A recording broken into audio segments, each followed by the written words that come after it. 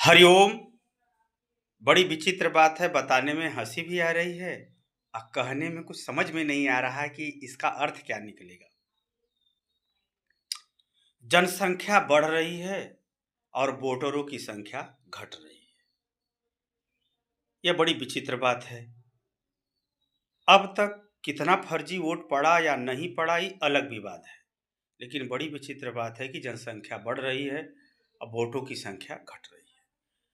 तो विवाद करना अलग बात है और विवाद का हल खोजना अलग बात है। तो मैं विवाद की बात नहीं कह रहा हूं, बल्कि हल की बात कह रहा हूं। जो शहरी क्षेत्रों में सभासदी का इलेक्शन होता है, ग्रामीण क्षेत्रों में ग्राम पंचायत का, ग्राम सभा का जो चुनाव होता है, उसके अंतर्गत पक्ष विपक्ष दोनों खड़े होते हैं। वहां सब लोग एक दूसरे को भली भांति जानते हैं, पहचानते हैं। तो वहां पर यह भेद अवश्य खुल जाएगा कि कौन विदेश से आकर के चोरी से बसा है, कौन फर्जी वोट डालता है। क्योंकि जो विपक्ष में है वह सत्ता पक्ष में ढुके हुए या फर्जी वोटों को उजागर करता है,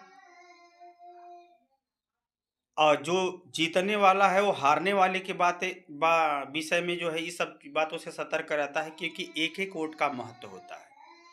तो गृह मंत्रालय द्वारा ग्राम सभा और शहरी में सभासदी, जो नगर महापालिका का इलेक्शन होता है, उस वाले वोटर लिस्ट के अनुसार ही लोकसभा और विधानसभा में चुनाव कराना चाहिए। याद रखिए, जाति भारत नहीं है, सभी जाति भारत हैं। व्यक्ति देश नहीं है, बल्कि सभी व्यक्ति देश हैं।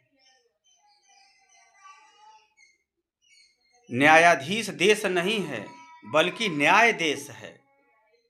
अतः ये सब सावधानियां रखिए, विचार कीजिए, उत्तम मार्ग का पालन कीजिए।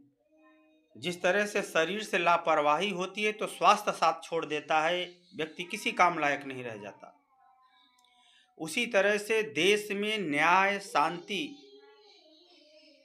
और कानून का उत्तम ढंग से नहीं पालन करेंगे तो समाज में बिखराव उत्पन्न होगा, अशांति उत्पन्न होगी। जैसे विदेशी आक्रमण हुए, मुस्लिम लोग आए, विदेशी आक्रमण हुआ, अंग्रेज आए, वैसे ही विदेशियों के लिए मार्ग न खोलिए। मानव कल्याण में अपना मार्ग देखिए, न्याय और शांति में अपना मार्ग देखिए। यही राजनीति है, उसी में मानवता है। इस बात पर ध्यान दीजिए। हरिओम।